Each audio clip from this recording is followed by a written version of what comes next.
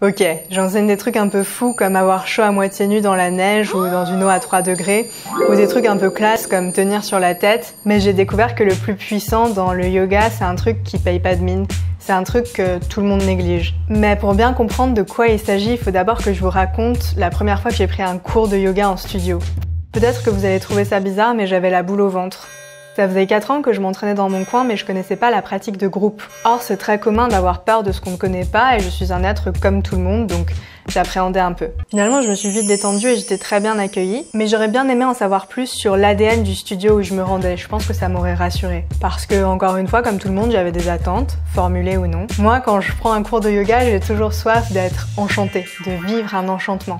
Je sais que beaucoup de gens disent qu'ils cherchent des trucs comme la paix, le vrai moi, la détente, et c'est cool.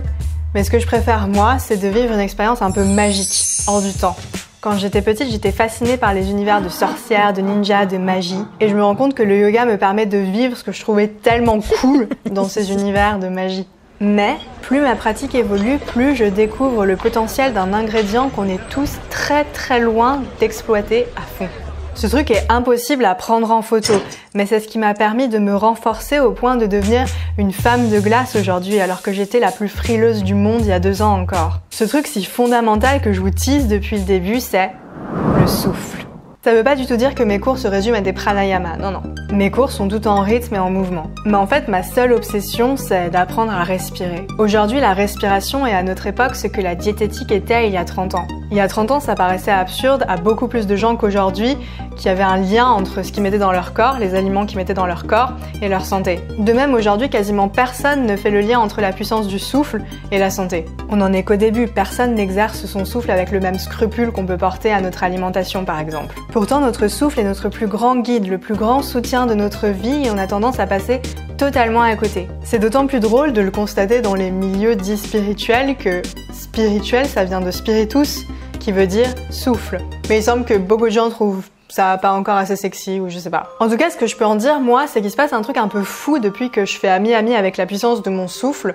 C'est que je rencontre de plus en plus de gens magiques, je sais pas comment dire autrement. Des gens qui sont des enchantements à eux seuls. Marion est cette femme qui a quitté son poste d'ingénieur en Australie en 2018 pour venir ouvrir son studio de yoga à Lyon 3 avec succès. Quand elle a proposé qu'on se rencontre, elle a tout de suite suggéré de se déplacer jusqu'à chez moi parce que je suis en béquille. Or, je me doute que quand on gère son studio en temps de Covid, on doit vraiment pas avoir que ça à faire. Mais Marion a quand même pris le temps parce qu'elle est comme ça. Marion va à l'encontre de tous les clichés qui mettent la générosité d'une part et le professionnalisme de l'autre. Vous savez, il y a un peu cette idée que la générosité chaleureuse, c'est bien pour la sphère privée et que la froideur du professionnalisme, c'est bien pour le travail. Eh bien, Marion parvient à équilibrer les deux avec brio. Si je vous dis qu'elle est à l'écoute avec juste distance, belle et intelligente, professionnelle et chaleureuse, c'est pas pour lui lancer des fleurs. Non, c'est pour que vous ayez une idée de ce qui vous attend si vous décidez de prendre un cours dans son studio. Parce que ce qui imprègne le plus l'ambiance d'une salle, c'est l'ADN de son fondateur. Donc si ces valeurs vous touchent et que vous souhaitez être accueilli avec elles, vous devriez aller prendre un cours chez Yoga Chitta à Lyon 3, entre les métros Saxe-Gambetta et Place Guichard. En ce moment, il y a un pass découverte qui vous revient à 10 € le cours pour 30 € achetés, mais le lundi 5 juillet 2021 à 19h45, j'y dispense un cours où vous n'aurez pas à débourser 30 €, ni 20 €, ni même 10 €, mais 0 €. Marion a décidé de vous l'offrir juste comme ça parce que c'est l'été. Il y a 8 places en tout et là il en reste 3. Ça peut aller très vite et je salue ceux qui sont déjà inscrits. Le lien d'inscription est dans la description de la vidéo. Il vous suffit de cliquer dessus, de vous créer un profil et de choisir la date du lundi 5 juillet à 19h45. Et pour cette fois, vous n'aurez